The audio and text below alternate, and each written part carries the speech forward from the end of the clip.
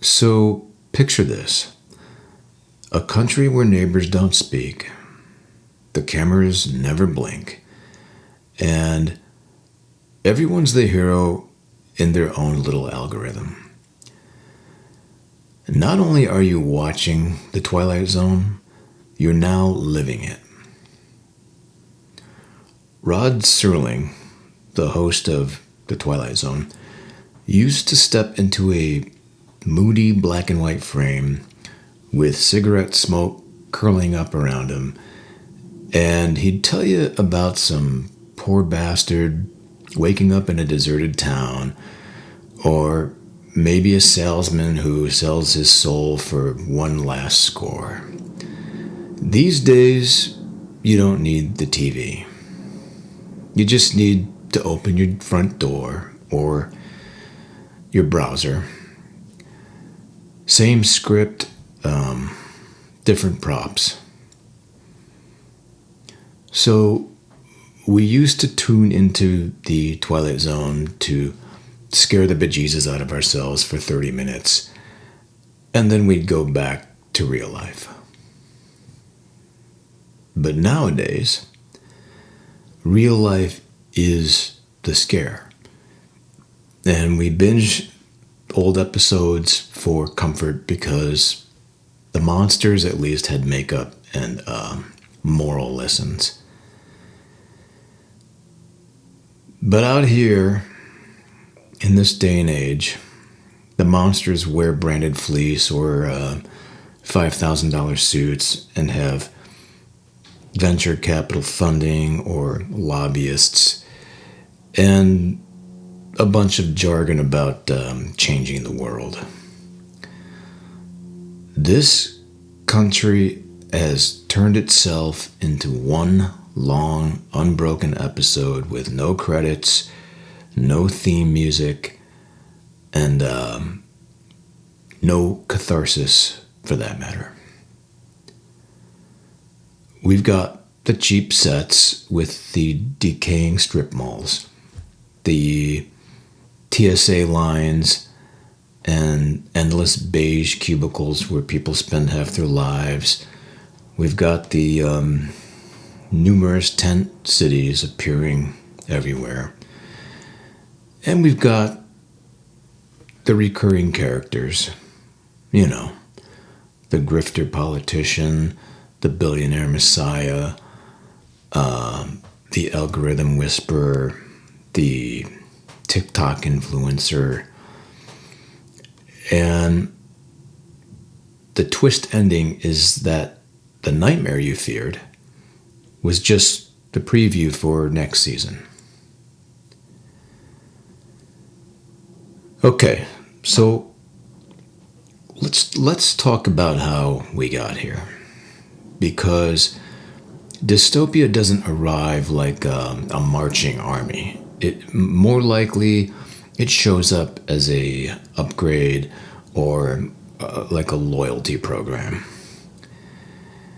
You click accept because you're tired and distracted, and then one day you wake up starring in a show you didn't even audition for. Funny how that happens. Now, back in the good old 1990s, there was this psychedelic bard named Terence McKenna. You've probably heard of him. He was part anthropologist and part stand-up comic from another dimension. So he'd sit cross-legged on a stage, eyes glittering, telling anyone who'd listen that time and history was speeding up. Not just change, but like a cosmic quickening, a cultural spiral. Now his word for it was pretty simple: weird.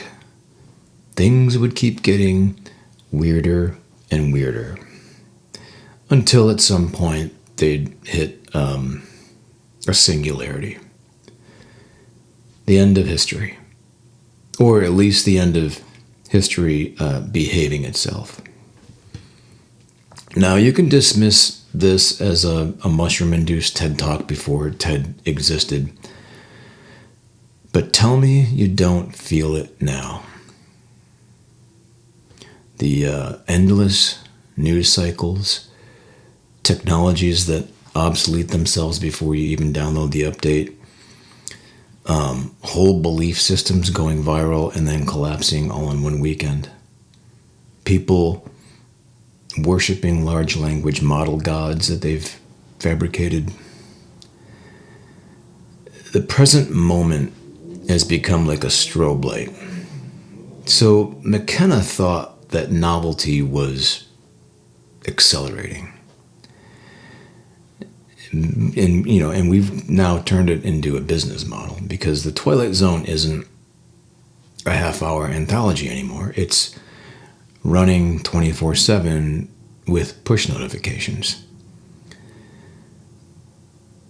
Reality itself is now binge content. And sometimes you are the episode of the day. So he tried to warn us in his weird way, and not with jackboots or mushroom clouds, but just with a sly smile. And he would say, "It's going to get weirder, folks, much weirder." And it turns out he wasn't wrong, because we've built an engine that runs on novelty and paranoia. And now it's dragging us along like a nightmare carnival ride that we can't get off. So buckle up or don't. The ride doesn't really care either way. All right. So let's talk a little bit about AI. So we wanted a magic genie of sorts to free us from all the drudgery. And what we got was something like a nosy butler that we called AI. And it never sleeps. It's always listening. And it's listening while selling your secrets to the highest bidder. Your phone guesses what you're about to type before you've even had the thought. Spotify dredges up the songs you were nostalgic for before you've even remembered high school. It's almost creepy. Not only do facial recognition cameras at the airport know who you are, they know where you've been, who you were with, and they know how guilty you look. This isn't even sci-fi anymore. This is just our reality now. So AI decides what you see and what you buy and what outrage is served up to you next. It's like the invisible director of your personal Twilight Zone episode. So do you remember when therapy was actually private? Well, now you spill your guts to a chirpy chatbot that learns from your feedback while building a psychological profile that advertisers would knife each other over. And we taught these machines our weaknesses, like kids teaching a parrot to swear, and now we're shocked when it blurts it out at church or something. So we wanted convenience, and we got surveillance. We wanted connection, we got monetized loneliness, and pretty soon we'll just get replaced altogether. So, welcome to progress, I guess. All right, so speaking of surveillance, we grew up on dystopian fiction where the government bugged your house. But in reality, you bugged your own house and named it Alexa.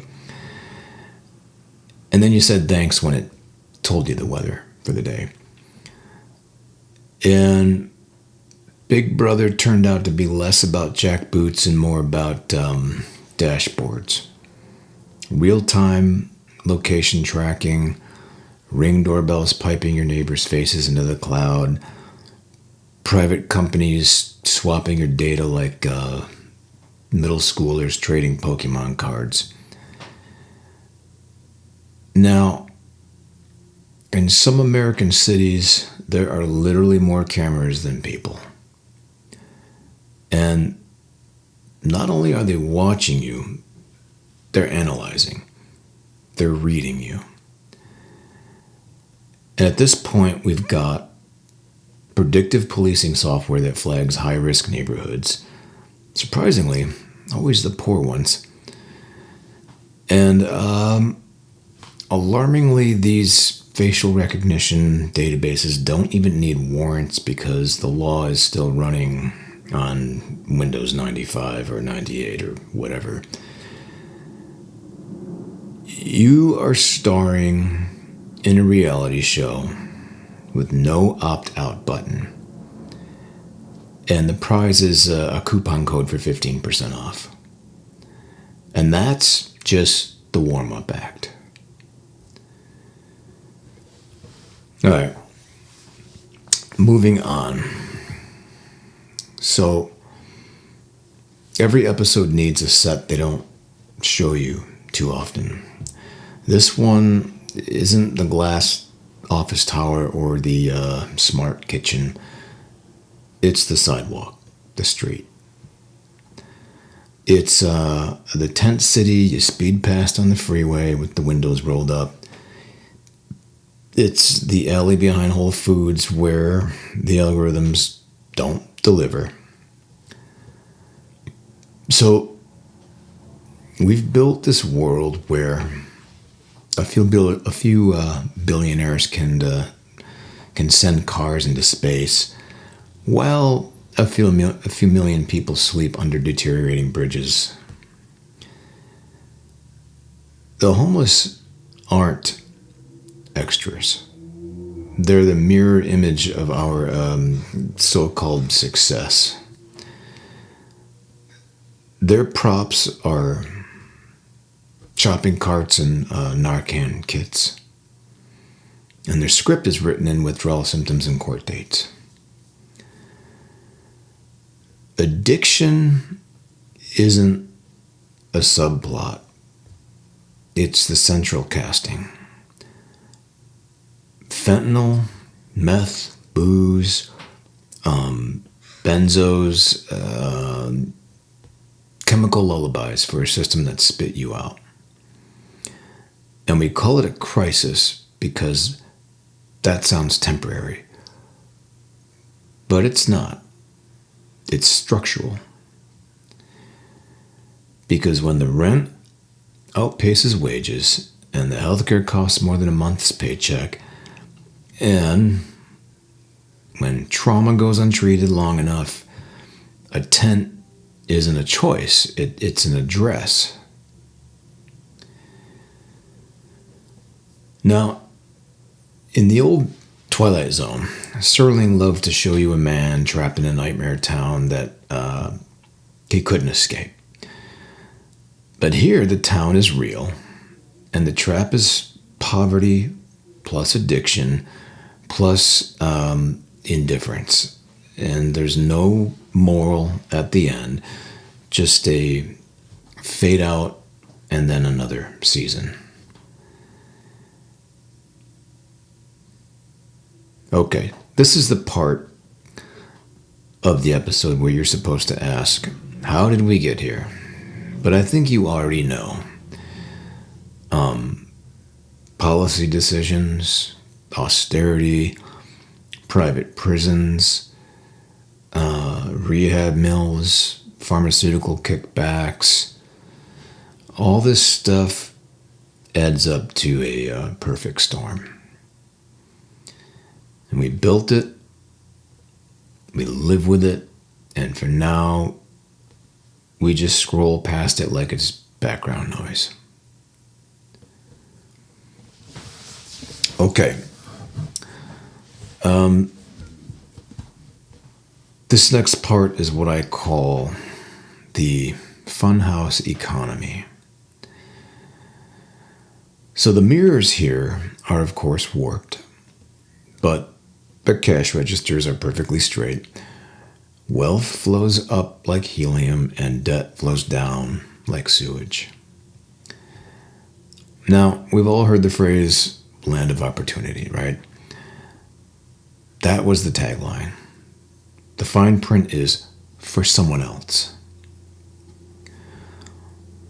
So the middle class used to be the main character in the American story. And now it's a ghost. Like a kid's chalk outline on a sidewalk, washed away by the next rainstorm. Wages have been stagnant for years. Housing is a speculative sport for hedge funds. People work 3 jobs and still play Russian roulette with medical bills. And meanwhile, some guy in a Patagonia vest calls himself a disruptor because his app lets you rent out your neighbor's dog. And it's not just inequality, it's extraction. And the gig economy isn't some cute side hustle. It's the 21st century version of piecework in a sweatshop.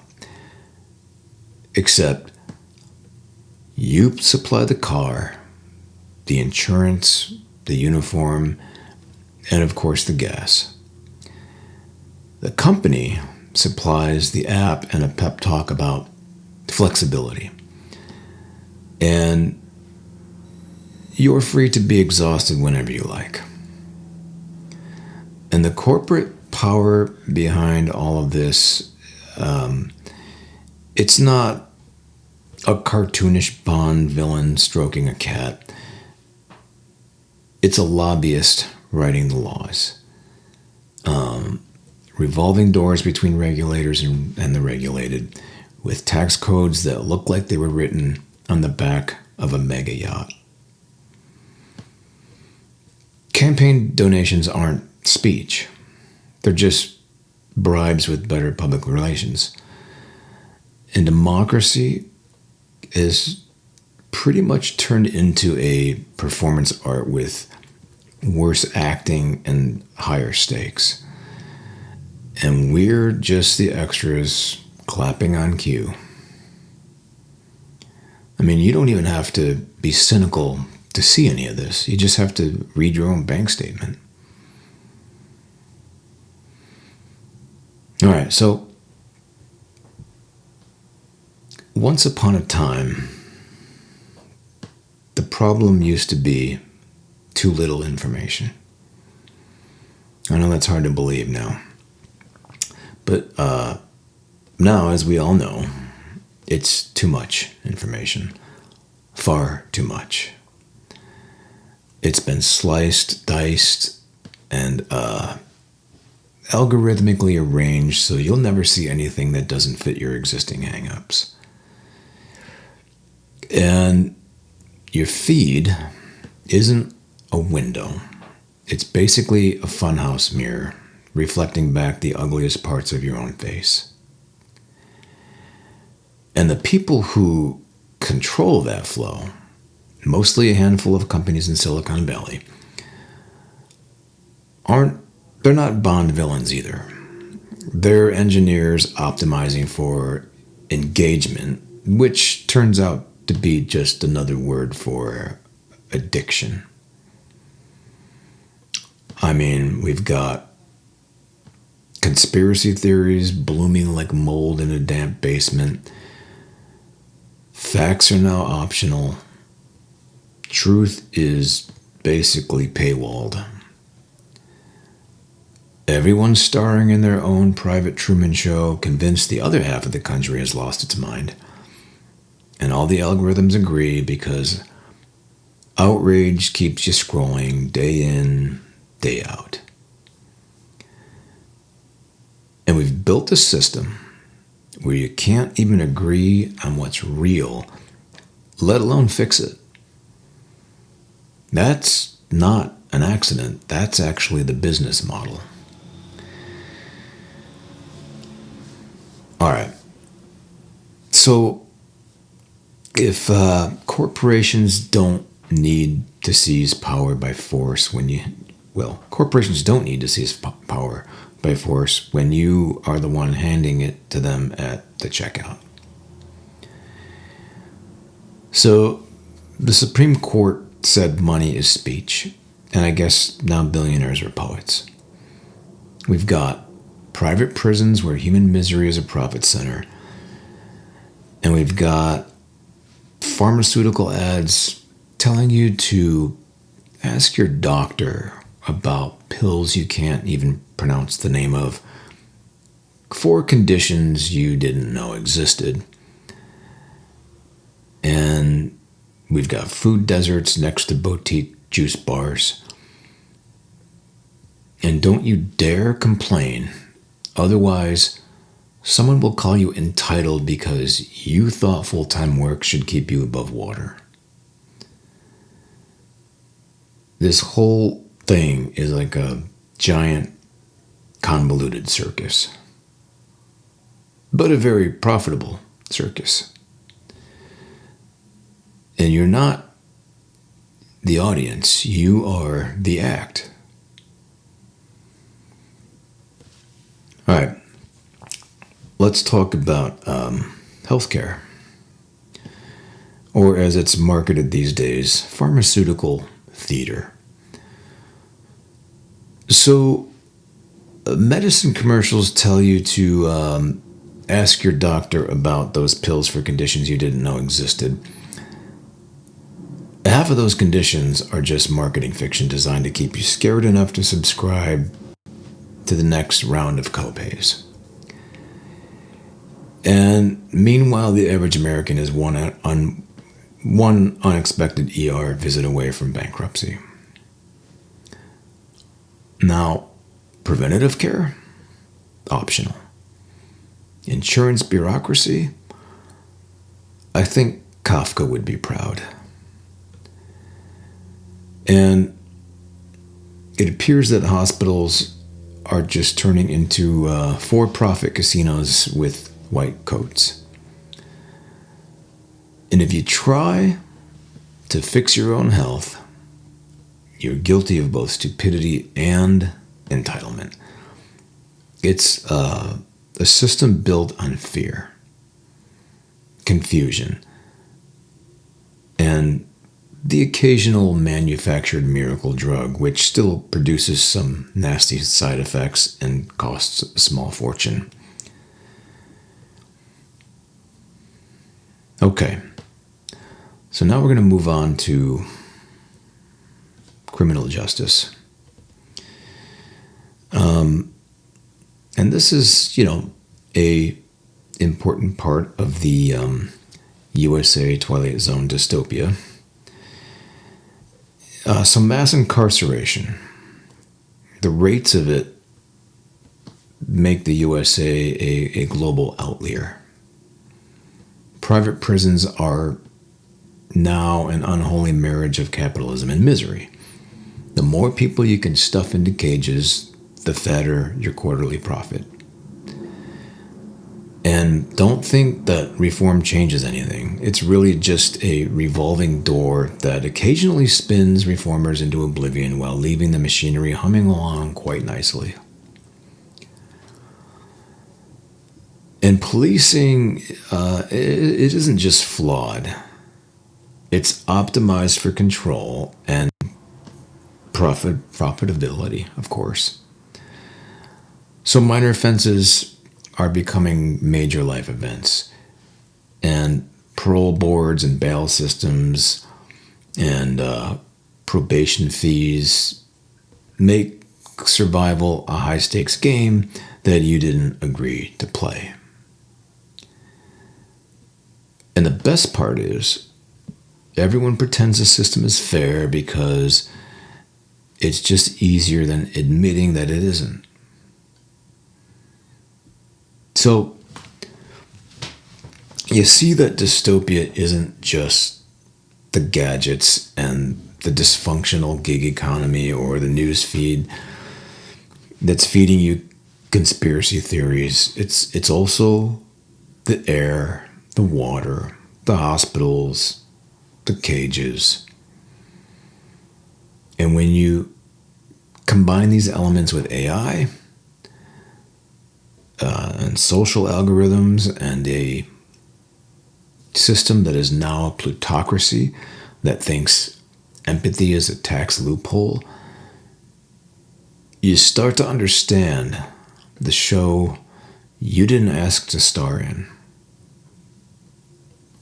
But here you are. Okay, so let's talk about the invisible rulers. No capes, no thrones, just lines of code deciding what you see and what you buy, who you date, and what news makes your blood pressure spike just enough for you to need medication. These algorithmic overlords, they know you better than your therapist, and they cost less than your coffee habit. Now, your feed isn't really a reflection of reality. It's a reflection of what will keep you scrolling and clicking and maybe rage tweeting it to strangers on the internet. It's the puppet master behind your outrage and your fleeting joys. And you willingly hand over your mind every time you engage with the online marketplace or with social media. So we've pretty much turned free will into a loyalty program. And then we come to democracy, or what passes as it. Now, politics is at this point more like professional wrestling with worse acting and higher stakes. Campaign donations are just legalized bribes with PR departments polished enough to make it look like patriotism. And now we have gerrymandering on the rise, which is turning voting into a participation trophy sport. Everyone gets to show up, but half the game is rigged before the first whistle even blows. We've got debates that feel and look like improv theater and laws written to protect the rich while the rest of us applaud like we're watching some kind of magic trick.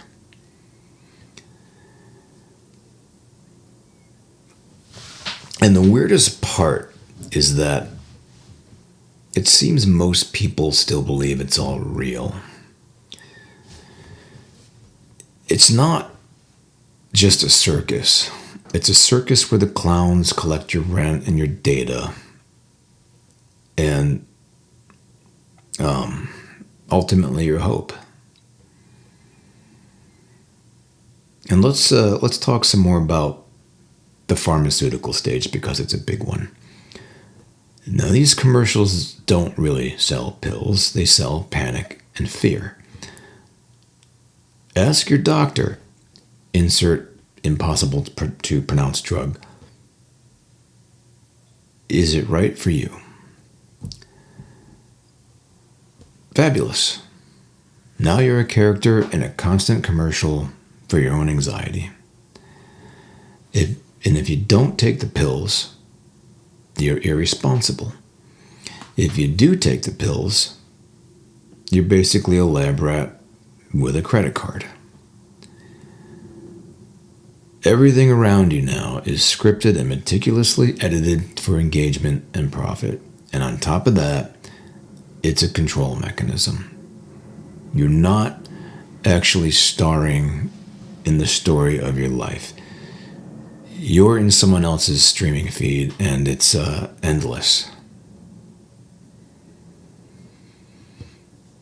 Okay. So here's where it gets truly Twilight Zone weird. Reality isn't necessarily broken. It's optional.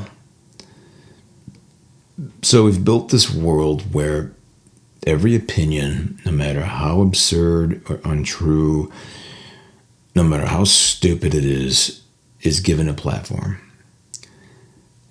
And thanks to algorithmic curation, confirmation bias is now rampant. Filter bubbles aren't just bubbles. They're like entire galaxies where gravity only pulls you toward a black hole of outrage and certainty.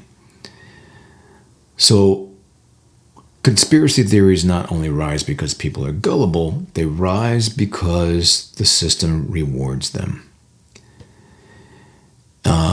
So that means ad revenue and social validation flows to the loudest, most alarming, and oftentimes dumbest ideas. So the problem isn't really the theories themselves so much. It's that the theories are now in the main storyline, right next to the news reports and the policy updates, right there next to the science. And nobody knows what's real anymore. Because we have a crisis of trust. All right. So some of you may remember that not too long ago, we actually used to share a baseline reality. Crazy, right? You knew that snow was white, grass was green, and you knew that taxes existed whether you liked it or not. But now, even the basics are negotiable. Did the climate report say the oceans are rising, or it's a hoax? Well, that depends on who you follow. Did a politician lie, or exaggerate, or just speak performance art? Who can tell anymore? And the effect, it isn't just confusion, it's paralysis. When everyone disagrees on what's true, nothing gets fixed. Things don't get made properly anymore. And the people in charge, they love this because it turns out that chaos is profitable. And a population that argues over the sky while the ground is sinking is easy to manipulate. You're too busy yelling at strangers or bots online to notice your house is on fire. Now, the big reveal that's hiding in plain sight is that human beings have always loved stories. But now, we live inside one that we didn't choose. Because the algorithms write the plot and the corporations cast the roles. And then the politicians put on a fake performance and direct the drama. So you're trapped in a narrative optimized for your obedient engagement and your fear, and you just keep on applauding because you think it's entertainment. And I guess in a way it is. I mean, it's absurd. It's cruel. And it's hilarious if you're dead inside enough to laugh. But this is where the real danger lives in the quiet normalization of the nefarious and surreal. So the Twilight Zone used to give you a moral punchline. Today, that punchline is that there is no punchline, only more episodes.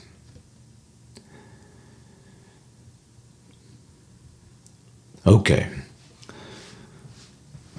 So if the economy is a funhouse, then the environment is the basement you don't want to go into, but you can't ignore it because there's another tornado coming. And look, it's irrelevant whether you believe climate change is human-made or not. It's happening regardless. And it's absolutely factoring into the dystopia that's unfolding. There are communities choking on pollution while big corporations write these checks to green initiatives that are smaller than the bonus for a CEO's private jet. We've got increasing hurricanes, wildfires, floods, drought that have all become the new neighborhood HOA disputes. Except nobody's taking minutes, and there's no insurance company that's going to actually cover any of the damage. Climate change isn't coming, it's here. And like all good dystopias, it's invisible until it punches you in the lungs or drowns your street or turns your home to ash. And people feel powerless. Because who's going to stop big oil? You? Me? The politicians? The activists? The rest of us?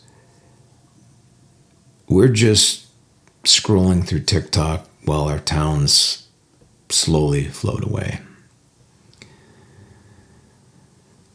Okay, so here is the part where I ask, what do you do when your world is a perpetual episode of the Twilight Zone and the credits never roll?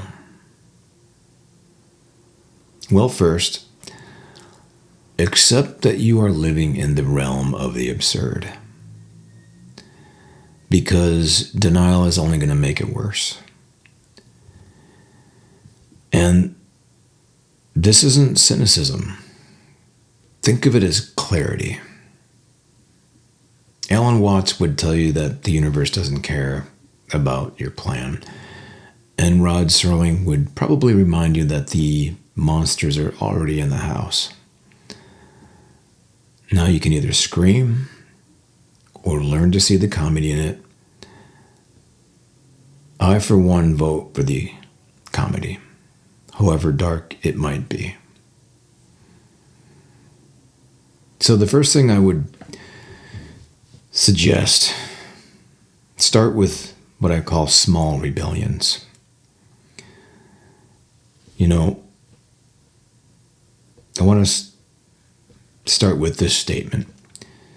You can't give your life more time, so give your time more life. Start tiny. Cancel just one unnecessary subscription. Stop feeding the algorithms. Walk past the checkout and talk to a cashier like a human being. Get offline more. Have meetups where the phone isn't even allowed, or it's at least turned off and out of sight. Try to grow something, a plant, a garden, paint a wall, try to repair something on your own. Read a book that doesn't have a comment section. I think these small acts of autonomy are like, they're tiny revolutions against the invisible directors of your life. And I think tiny revolutions can lead to larger revolutions. All right. The next thing is to protect your mind. Now, your attention is the only thing you truly own. So try to reduce noise, turn off notifications, and reclaim time that, the algorithms are trying to monetize. Read books that make you uncomfortable. Watch documentaries that challenge your worldview. Listen to podcasts. And have conversations that they don't have to go anywhere as long as they're honest. The AI doesn't need to know what you think. And frankly, neither do most people. All right. Build real connections. Yeah, I said it. Despite all the dystopian chaos, humans still work better together overall. Talk to your neighbors, listen more than you broadcast, cook a meal for someone who doesn't owe you anything. So it's not always about saving the world. It's about just not letting the world eat you alive. All right. The next thing I would do is question everything and especially work on exercising critical thinking. We have a critical thinking crisis. So instead of a knee-jerk reaction to something triggering, pause and then reflect first and respond after looking at it from various perspectives, including the ones you don't necessarily align with. And remember, skepticism is your oxygen. Question the news, question authority, the algorithms, the gurus, the politicians, etc., etc. This is how you stay lucid when reality is performing professional wrestling. All right. The last thing is accept the absurd and then move anyway. So here's the final little twist. You can't stop the cameras, not anymore. They're practically omniscient. You can't banish the algorithms. You can't make the politicians suddenly competent or corporations ethical overnight. But you can choose what you engage with and how you react and what you value. There's a freedom in realizing the world is absurd, because then every small intentional act becomes a tiny rebellion. And every tiny rebellion is proof that you're not just another character in someone else's episode. So, yes, maybe the neighbors are silent, the cameras never blink, and the algorithms know more about you than your therapist, but maybe you can still laugh about it while eating some popcorn and then try to carve out a little corner of sanity in all the madness. And I think, if more of us tried to do this, I don't know, maybe things would change. Gotta start somewhere. So the Twilight Zone, it didn't end with a moral for everyone. It ended with a thought lingering in your head long after the screen went dark. So consider this your credit roll. Only the show keeps running, and somehow that's okay. All right. That's all I got. Thanks for watching.